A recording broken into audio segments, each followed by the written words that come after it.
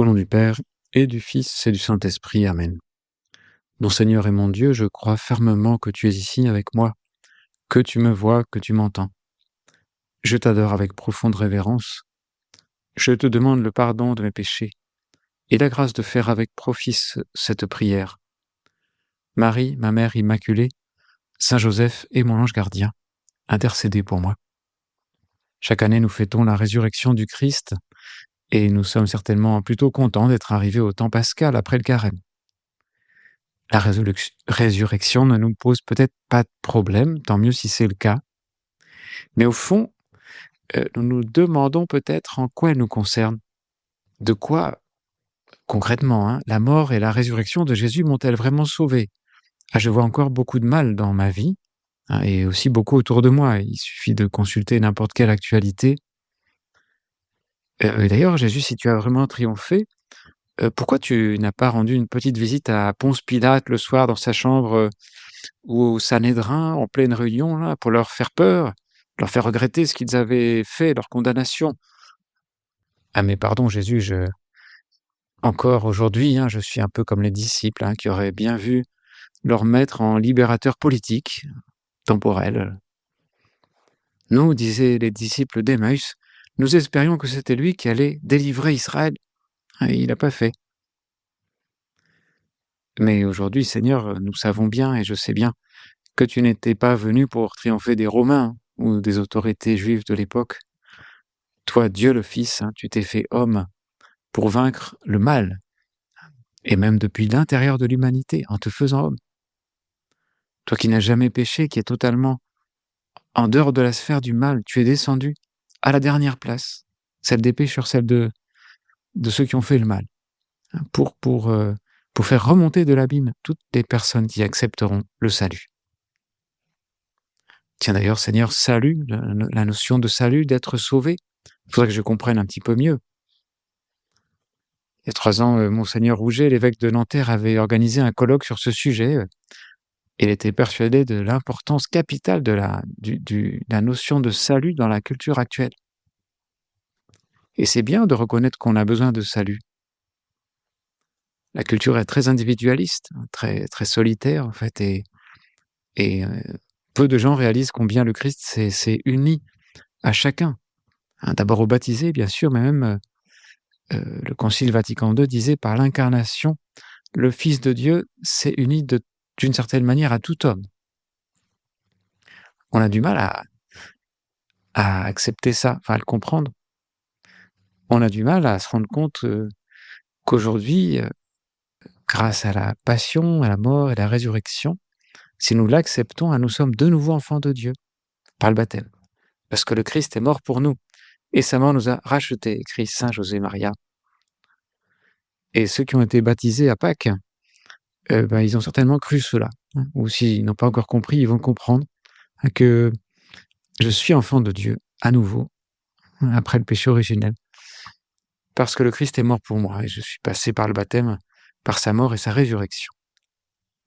Ces nouveaux baptisés vivent de ça, dorénavant, et d'une certaine manière, la vie n'est plus comme avant, rien n'est plus comme avant. Et encore, le baptême n'est qu'un début. Alors vraiment, quand on y pense, hurrah pour le Sauveur, vraiment, hurrah pour toi, Jésus. Peut-être j'en suis pas assez conscient. Et pour continuer notre prière, quels sont les messages du Christ à ses disciples après sa résurrection? Le Seigneur a beaucoup parlé avant, dans 3 ans, vie publique. Il a parlé par l'exemple de sa vie cachée, mais entre la résurrection et l'ascension, il y a plusieurs apparitions du Seigneur, il y a 40 jours. C'est assez bref. Dans les évangiles, la passion du Christ est racontée sur environ la moitié de l'évangile. En tout cas, c'est le cas de saint Jean. Et en revanche, ce qui suit la résurrection, c'est pas très long. Chez Matthieu, Marc et Luc, il y a un seul chapitre après la résurrection. Chez Jean, il y a 2 chapitres, parce qu'il y a un deuxième avec l'apparition au bord du lac. Alors, mais qu'est-ce qu'il a dit, le Seigneur? Qu'as-tu dit, Seigneur, une fois ressuscité? Alors, en relisant un peu, j'ai J'ai vu 3 choses, il y en a plus. Une première, c'est: pourquoi êtes-vous bouleversés? Pourquoi ces pensées qui surgissent dans votre cœur? Voyez mes mains et mes pieds, c'est bien moi. C'est bien moi, ayez confiance. C'est un premier message. Il le dit souvent, il le dit plusieurs fois: «Ne craignez pas, c'est bien moi». Un deuxième message, me semble-t-il, c'est: «Tout pouvoir m'a été donné au ciel et sur la terre», donc ça, c'est toujours la confiance. «Allez, allez, de toutes les nations, faites des disciples, baptisez-les au nom du Père et du Fils et du Saint-Esprit». «Allez», dit, la fin de l'évangile de Marc. «Allez dans le monde entier, proclamez l'évangile à toute la création». C'est un deuxième message: «Allez, allez-y». Et un troisième message du Seigneur, avant de monter aux cieux, l'ascension, c'est, bon, il avait déjà dit, mais il le rappelle: «Et moi je vais envoyer sur vous ce que mon Père a promis. Quant à vous, demeurez dans la ville jusqu'à ce que vous soyez revêtus d'une puissance venue d'en haut». Il y a quelque chose et même quelqu'un qui va venir. Vous allez recevoir l'Esprit Saint. C'est le troisième message de Jésus ressuscité. Alors le premier, n'ayez pas peur. On trouve ça avant la résurrection aussi, on trouve ça tout le temps dans l'Évangile. Même Marie, qui est parfaite, on lui dit: «N'aie pas peur». L'ange lui dit: «Ne crains pas, Marie». Même Joseph, qui est vraiment très droit, l'ange lui dit: ne crains pas de prendre, chez toi Marie, ton épouse. Alors Seigneur, que je trouve un remède à ma peur, qui est peut-être pas une peur de trembler sur place, mais j'ai le manque de foi, j'ai la paresse, j'ai, parfois le respect humain, j'ose pas dire que je suis chrétien et et même, je suis parfois angoissé. C'est bon, c'est une caractéristique culturelle aussi, l'angoisse de fond et et c'est normal.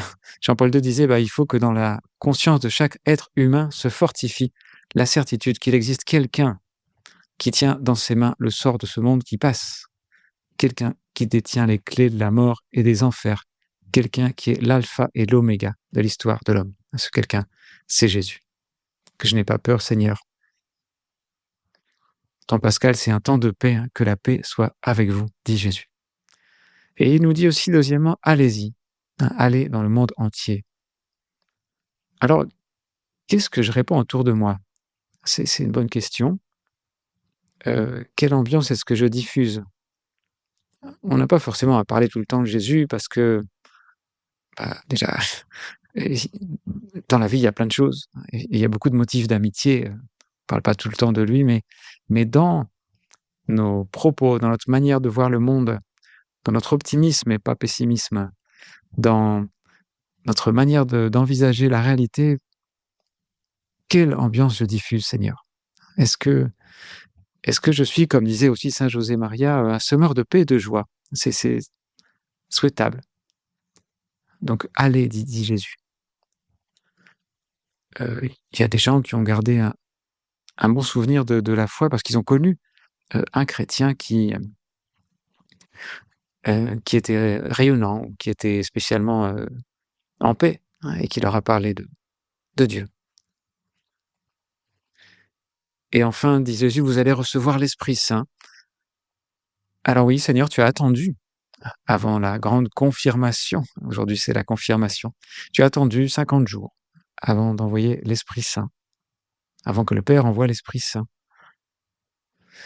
Et nous sommes, dans la même situation que les disciples de l'époque. Nous pouvons nous mettre là-dedans, qui attendaient quelque chose, en fait, même quelqu'un qui ne savait pas tellement comment ça allait se passer, qui attendait un consolateur, un paraclet, c'est-à-dire quelqu'un qui est appelé auprès de vous, quelqu'un qui allait leur rappeler tout ce que Jésus avait dit et ils attendaient avec confiance. C'est cette fois, bon, ils étaient confiants. Ils ne seraient pas aussi surpris qu'à la passion, à la mort et à la résurrection. Alors nous attendons, la venue de l'Esprit de vérité. Nous attendons la Pentecôte. Déjà, nous pouvons lui parler davantage à l'Esprit Saint et avoir confiance en lui, avoir foi et prier, hein, plus on prie, plus on l'écoute et fréquenter la confession, hein, qui ouvre notre âme et être en général confiant envers Dieu et ouvert. Alors Jésus, oui, tu nous dis, «N'ayez pas peur», tu nous dis: «Allez». soyez des apôtres. Et tu nous dis que nous allons recevoir l'Esprit Saint. Nous y croyons fermement et nous voulons en vivre. Je te remercie, Seigneur, des bonnes résolutions, des actes d'amour et des inspirations que tu m'as communiquées dans cette méditation. Au nom du Père et du Fils et du Saint-Esprit. Amen.